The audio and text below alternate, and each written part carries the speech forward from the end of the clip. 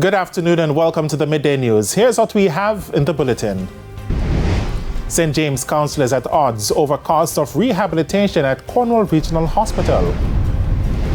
JTA calls for procedural changes as some teachers are yet to be paid. And later in sports, Elaine Thompson-Hera to compete in Florida.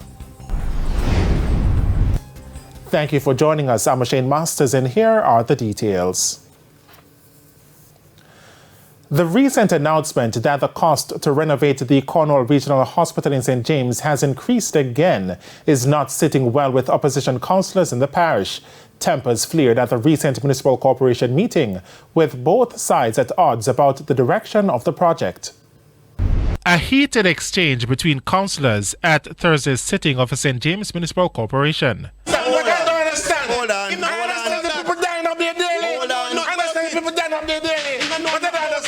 At the center of the debate, the increase in the cost of the renovation works at the Cornwall Regional Hospital. The latest estimate is that it will cost over $14 billion to complete the rehabilitation works. Councillors from the PNP are adamant that the government should have demolished the building and started from scratch. But GLP councillor for the Spring Gardens Division, Dwight Crawford, said that decision is unwise. Reckless leadership is what I'm seeing being displayed here. We are building a hospital. If we were to work out the square footage of what it would cost to build a new hospital, it would be 2 or 3 times more than what is being spent. If the price tag goes up by another 20 billion, it will still be less than it costs to do what they are calling for, to lick it down and build it over. Councillor for the Montego Bay Northeast Division, Charles Sinclair, maintains that building a Type A hospital facility from scratch would not be feasible for the government at this time. I asked the expert what it would be, and I was told the minimum to build it back would be 30 billion. Minimum. Minimum, yeah. And if you go to the top level, you're looking at 60 billion. So, a lot of persons are speaking from the point of view of ignorance. And, well, I hear political mischief, propaganda, ignorance is what is leading some of this discussion. They were responding to concerns raised by PNP councillor Michael Troop. When you're dealing with a medical facility for one, it is technical. When you're dealing with a renovation, it becomes even more technical because the more you dig is the more you find. I don't know how much clearer to say it. We can play politics, we can continue to play sides, but in the end, whether you're PNP or you're JLP, when you're sick, you, sir, and Michael Troop will have to go there. So I would suggest you support the government. It's understood that during the exchange, Councillor Troop left the room. The St. Catherine Community Safety and Security Branch of the JCF is touting a revised community-based initiative as a game changer in efforts to rid the parish of criminal elements. Karen Simpson explains.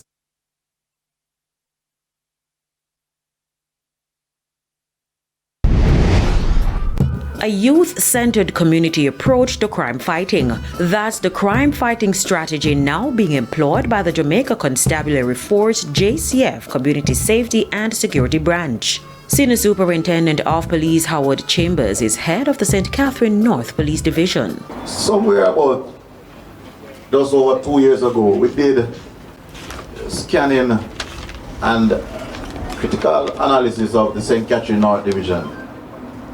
And from that analysis, we came up with 4 strategic focus that we believe if we pay attention to these strategic focus, then we'll be able to cauterize and further reduce all major crimes in the division.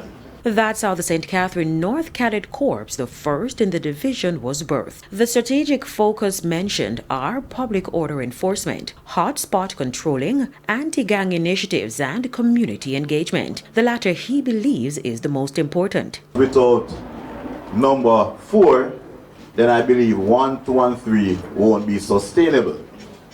And so we have been partnership with a lot of stakeholders, you know, the business district, the farmers, the citizens association. And what you see here today is a reflection of the partnership with the communities.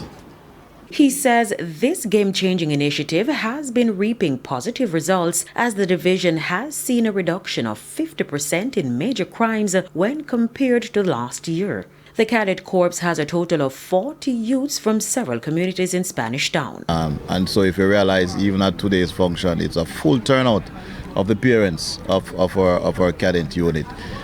We believe that this might be a possible game changer, you know, changing the narrative on the ground for these communities, wherein these youngsters that we are training, they will display that type of discipline that will influence others from turning away from wrong and doing the right thing. The program is aimed at reducing gang recruitment and therefore will be a long-term initiative. We want in the future to have communities in and around the Spanish Town feeding personnel as students into JCF cadet program and eventually into JCF system as police members. Carrie Ann Simpson for TVJ News. The St. James Police are reporting a 40% reduction in murders since the start of the year. But despite that, the police say a number of communities continue to see flare-ups, which is a major concern. Halshane Burke reports. A community-based approach to crime fighting is now being examined to deal with hoodlums who continue to wreak havoc in the parish of St. James. Acting Superintendent of Police in charge of the St. James Police Division, Aaron Samuels, made the announcement at the latest meeting of the Municipal Corporation on Thursday. But he noted that despite the successes in their efforts, some communities continue to pose a threat. One such is flankers. We instituted a curfew last weekend, which assisted us in keeping things at bay. But we continue to push our efforts there. We continue to push our efforts in the Granville Tucker space. And if you remember the flare-up that took place earlier this year, that is now under control for the most part. And we are just hoping that with the intervention of the political representatives, along with the work that we are doing, that will continue. As for Operation Restore Paradise, a lot of the things that are there being done in the Restore Paradise initiative are really left on the police when it should really be other entities doing it. In fact, as it relates to even the vendors, it's a major part of the initiative that really should be done by the municipal corporation. But nonetheless, we are working as best as possible with the resources that are there, both the municipal police and our police officers, to get those going. The acting St. James Police head also noted that a virtual meeting is to be held shortly with event promoters regarding entertainment in the parish. There have been concerns from some promoters regarding the granting of permits to host parties in some areas. Superintendent Samuel says once the meeting is held, a better understanding will be had as to why those permits are not being granted. But in the meantime, a call upon the leadership of the municipal corporation. And I want to also encourage the council to look at creating entertainment zones so that when we say that we don't want to have events in a particular area, there is a safe space that we can deem safe that they can go and have their events. And I can suggest that the Catchinall Multipurpose Stadium would be my number one on that list. Halshane Burke reporting for TVJ News. In the meantime, Superintendent Samuels provided an update on the Granville Police Station, which was destroyed by fire in May 2021. We are still in the process of organizing ourselves to get a station rebuilt. I know that the process I did at SNAG and that has been sorted out, so we're just awaiting the procurement and all those other final details to be done for it to be rebuilt. In a TVJ News follow-up, Prime Minister Andrew Holness has met with 13-year-old Ackeef Nugent, the youth advisor who has been trying to make a difference in his volatile St. Andrew community. Shamala Pullen reports. How are you, sir? I'm fine. You are a superstar. Yes. And an inspiration Yes. to young people in your community. It's very good to meet you. I saw your story and I was very impressed. Yes. And we need to promote talent yourself. This is 13-year-old Ackeef Nugent meeting Prime Minister Andrew Holness on Thursday. On Tuesday, April 11, TVJ News aired the story of Ackeef, who has been trying to teach the children in Coburn Gardens to read and prepare for external exams. However, Ackeef needs help to make the program even more successful. The story caught the attention of the Prime Minister. Mr. Holness spoke with the teenager as he expressed concern about the lack of leadership in communities where resources are already provided. Where there is strong leadership, like yourself, Yes. to keep people engaged, to educate people as to the processes that are involved, and to keep people in, not just engaged, but keep them believing Yes. that there is hope, that their circumstances will change. And that's what leadership is. And you are exhibiting in your community great leadership. And what is clear is that the people around you love you. Yes. I was listening to some of the responses to your interview. And it is clear that you are a very special young man. Mr. Holness says he admires Ackeef's drive to push people in Coburn Gardens to take greater interest in their own development and the development of the community. Your community defines who you are Yes. and what your life chances and opportunities will be.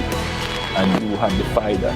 And you are basically saying, you are uplifting your community. Yes. And you believe that everyone in your community can have a positive outlook on life and be a leader in their household and amongst their peer groups and with your friends. Yes. And that's a powerful message. And I'm happy to see. And the Prime Minister has offered to assist Ackeef with his program. So we will assist you Yes. to do some improvements to your facility that you have. And I will reach out to some of the other institutions to see whether or not they would join with you to facilitate your teaching. Yes. And I will also support your sporting program. Yes. All right? Thank you again, even though you're thanking me. Shamela Pullen, TVJ News. 3 weeks after March salaries were due, some teachers are still having issues with the payment. From incorrect amounts to no salaries at all, the JTA is demanding procedural changes going forward. Unresolved salary discrepancies continue to be a grave concern for the Jamaica Teachers Association, JTA. JTA President LaSonia Harrison says some of its members are yet to receive their March salaries, 3 of whom she knows personally. These are not teachers new to the system. So for whatever reasons, those teachers today, the 13th of April, how many days after a pay schedule has ended, and my greatest question is, will those teachers have to wait until April month end before they're in receipt of salary?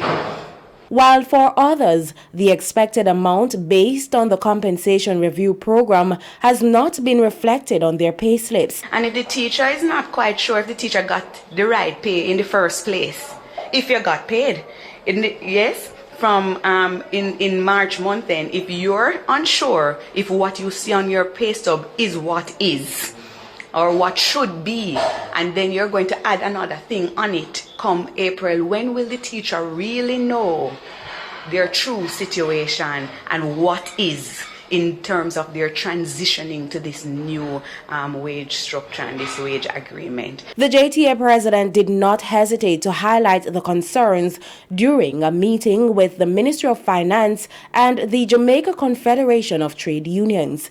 The meeting, which focused on issues under the compensation review program, is the first of a planned series of talks. So it pretty much just outlined a plan of action as to the way forward, outlining some, what you would call it, emerging issues, yes, coming out of the compensation review, over which there will have to be future talks and a scheduling, a plan of action was pretty much outlined, and we look to see as the way forward. Meanwhile, uncertainty lingers about whether there is an established channel for teachers to air their grouses.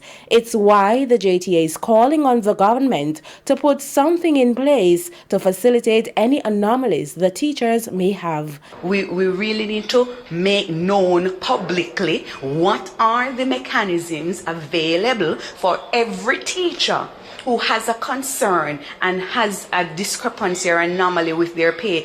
They have this mechanism. It is known. It can't be a secret. It has to be publicized so the teacher knows this is where you're to go, this is where you're to upload, this is where you're to call, and when they do that, there will be something done. Sandy Williams, TVJ News.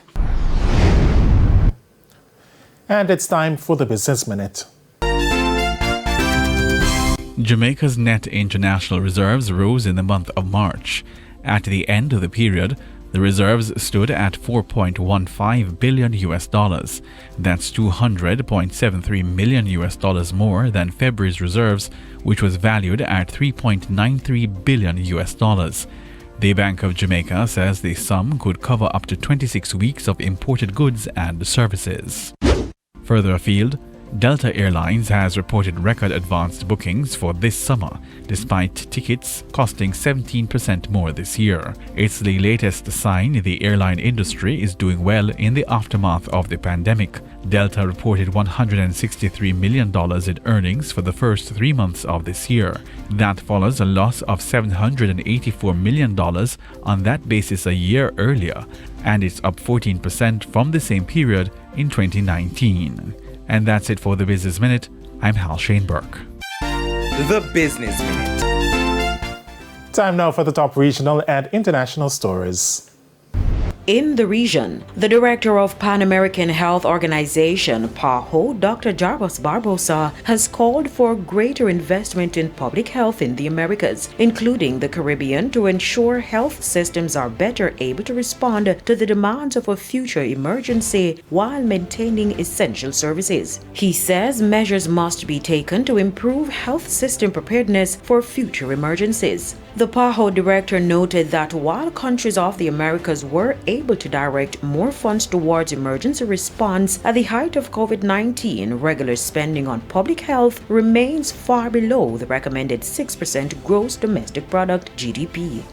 On the international scene, an operation to exchange nearly 900 prisoners from Yemen's warring parties began on Friday. According to the International Committee for the Red Cross, ICRC, at the end of the multi-day operation, more than 700 prisoners from the Houthi rebel side will be exchanged for 181 prisoners from Yemeni government side, including 15 Saudis. So far, 160 detainees have been exchanged, 35 from Sana to Aden and 125 from Aden to Sano.